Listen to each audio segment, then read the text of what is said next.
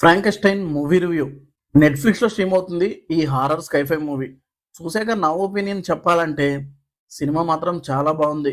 అస్సలు మిస్ అవ్వకండి. ఓటీటీలోనే తెలుగులో కూడా ఉంది. So don't miss it. Cinema plot ఏంటంటే విక్టర్ ఫ్రాంకెస్టైన్ అనే సైంటిస్ట్ ఒక ఎక్స్పెరిమెంట్ చేసి ఒక క్రీచర్‌ని క్రియేట్ చేస్తాడు. ఆ తర్వాత ఏమైంది అనేది బేసిక్ ప్లాట్. సినిమాలో నాకు నచ్చింది ఏంటంటే సినిమాలో ఉన్న స్టోరీకి మంచి ఎమోషన్స్ మూమెంట్స్ తీసుకున్నారు. అసలు విక్టర్ క్రియేట్ చేయాలనుకున్న కాన్సెప్టే నెక్స్ట్ లెవెల్ అనిపిస్తుంది. దాన్ని క్రియేట్ చేసింది కూడా చాలా రాగా చూపించారు. సినిమా క్రీచర్ గురించి ఉందని ఇదేదో క్రీచర్ చేసే యాక్షన్ సినిమా అని అనుకోకండి. ఇది కంప్లీట్గా క్రీచర్కి క్రియేటర్కి ఉన్న ఎమోషనల్ మూవీ. అసలు క్రియేటర్ మంచివాడా లేదా క్రీచర్ మంచిదా, వాళ్ళ స్టోరీస్లో ఎవరు మంచి అనే ఒపీనియన్ని బాగా చూపించారు.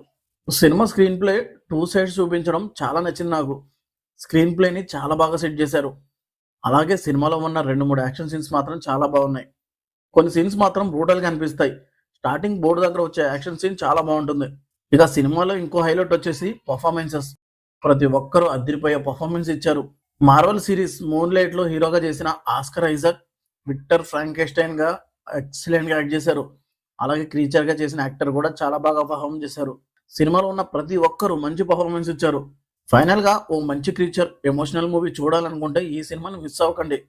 చూసి మీకెలా అనిపించిందో కూడా కామెంట్ చేయండి. ఈ రివ్యూ నచ్చితే లైక్ చేయండి. మళ్ళీ నెక్స్ట్ వీడియోలో కలుద్దాం. Thank you for watching.